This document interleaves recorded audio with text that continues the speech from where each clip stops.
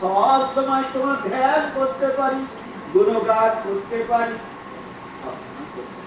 সেই জন্য সুদামা, কৃষ্ণ সুদামা বলে না, বৃন্দাবনে ব্রজে থেকে আমার সুদামা হাঁটতে হাঁটতে দ্বারকায় চলে গেছিলেন, দ্বারকাপুরী। সেই দ্বারকাপুরী জানেন, আমি 3 মাস সময় দ্বারকায় যাবো, আমার দ্বারকা কবে নিয়ে যাবে? এই অনাদি গোবিন্দ কি করে যাব, তুমি রাস্তা দেখিয়ে দিয়ে। দ্বারকায় চলে গেছিলাম একা, জানেন, মানে কিচ্ছু ছিল না, আমার একটা ব্যাগ ছিল আর মুড়ি ছিল, আমি খেয়েও কিছু খাই না। 4 দিন লেগেছে, 4 দিন 3 রাত্রি, তবেই দ্বারকা গেছে।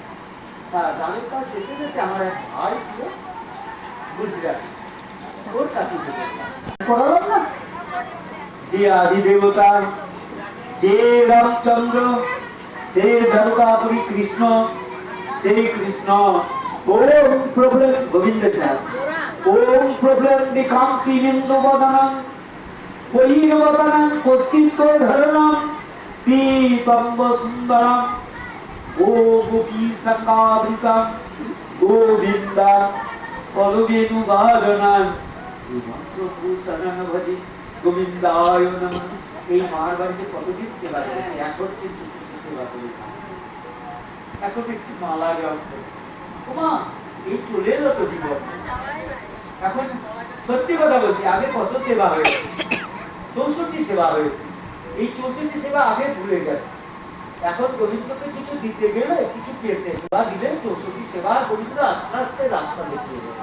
তাই দ্বারকাপুরী গেলাম, দ্বারকার পণ্ডিতরা ওখানকার আলাদা হিন্দিতে বলছে, তো আমি বাংলাতে বলছি। আমাকে প্রণাম বলছে কৃষ্ণের। ওমা, তোমরা এই কৃষ্ণের প্রণাম করো। সকালবেলা বলতে তোদের কৃষ্ণায় বাসুদেবায়, হরে পরম, হ্যাঁ প্রণাম করবা, কৃষ্ণায় বাসুদেবায় হরে পরমাত্মনে অনত ক্লেশ নাশায় গোবিন্দায় নমো নমঃ। এই কৃষ্ণের প্রণাম করলে জানো পুণ্য সঞ্চয় আপনি আপনি পেয়ে যাবা। আর হে কৃষ্ণ করুণা সিন্ধু দীনবন্ধু জগৎপতি গোপেশ্বর গোপিকাকান্ত রাধাকান্ত নমস্তুতে, এই প্রণাম করলে বাবা ফল সঞ্চয় কম হবে। কৃষ্ণ প্রণাম 4 রকমের আছে, যেমন করবে 108টা রকমের আছে, তোমার কাছে 4 রকমের জানি আমরা, তাই কোন প্রণাম করো, প্রণামটা কোন রকমের করো? যখন আমি ভোগ লাগাই তখন প্রণাম করি, সকালবেলা প্রণাম করি, শোয়ার সময় প্রণাম করি। প্রণাম তো 64 সেবার মধ্যে কোন প্রণাম করো? প্রণাম করলে এইরকম করে করবে বুড়িমা। দীক্ষার গুছাই দিয়েছে, শিক্ষার গুছাই দিয়েছে। হ্যাঁ দিয়েছে, সবাই দেবে। হ্যাঁ, ডান হাতটা নিচে দেবে, বাঁ হাতটা বলে দেবে, এরকম প্রণাম করবে। এইরকম প্রণাম করলে ভগবান কৃষ্ণ শান্তিপুরী উনি, উনি তো আমার ভগবান, যার এত ভগবানের কথা বলছি, তিনি অন্তর্যামী ভগবান, তিনি কেন গুরুদেব দীক্ষা নিলেন? সেখানেও গেছিলাম, উজ্জয়িনী, মধ্যপ্রদেশ।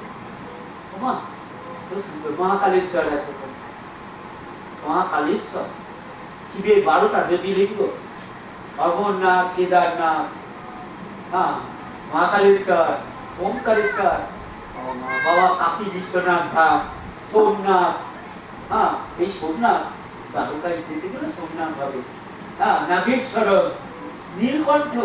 ওমা, 12টা জ্যোতির্লিঙ্গের মধ্যে যদি 12টা জ্যোতির্লিঙ্গ দেখতে পাবো, দর্শন পাও, ওমা, তাহলে তোমার 20 বছরের আয়ু বৃদ্ধি করে দেবে বুড়িমা। হ্যাঁ, 20 বছরের আয়ু স্থান করে দেবে। এ জন্মে নাই, পর জন্মে, পর জন্মে নাই। তোমার দেখে আসছে তো 12টা শিবলিঙ্গ সোমনাথে, সোমনাথে একটা ছিল, আমরা বারোটায় দেখেছি সোমনাথ। সোমনাথে 12টা জ্যোতির্লিঙ্গ 12টা জায়গায়, না এক জায়গায় দেখেছি। ওটা তো এমনি করেছে, 108টা ধরুন বাংলাতে আছে। ওমা, এই ওই মহাতীর্থস্থানে 12টা জ্যোতির্লিঙ্গের কথা বলছে। 12টা জ্যোতির্লিঙ্গ আমি যেগুলো নাম করলাম, সোমনাথ আছে, সোমনাথে যেতেছিল, সোমনাথ, নাগেশ্বর, হ্যাঁ, আর ওখানটায় নীলকণ্ঠ, 3টে জ্যোতির্লিঙ্গ আছে গুজরাটে। আর কেদারনাথ উত্তরাখণ্ডে, আর কাশ্মীর, জম্মু কাশ্মীর অমরনাথ, নীলকণ্ঠ ওখানটায় গেছে, আর মহাকালেশ্বর। আরে মহাকালেশ্বর অনেক দূর, দক্ষিণ ভারতে।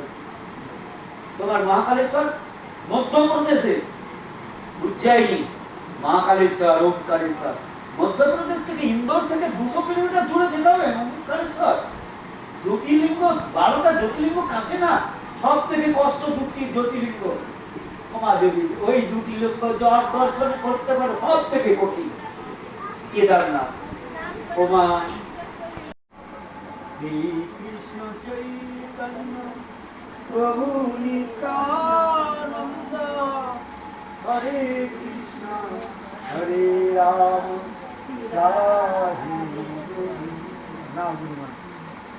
আচ্ছা, আমাকে চিনতে পারছেন না? সঞ্জয় বাড়ি। হ্যাঁ হ্যাঁ, চিনতে পারবো না, সব চিনতে পারবো। সঞ্জয় চিনি গেল আমাকে রামপাড়ায়।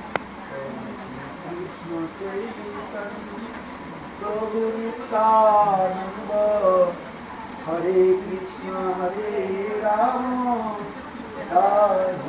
নেবা জল নেই, এদিকে একটু দেন। পড়েনি, এদিকে পড়েছে।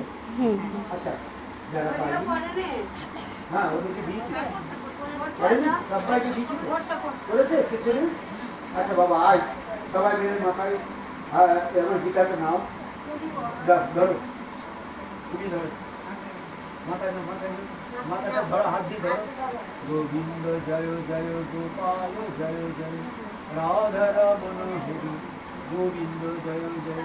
হরে কৃষ্ণ কৃষ্ণ কৃষ্ণ হরে হরে, হরে রাম রাম রাম হরে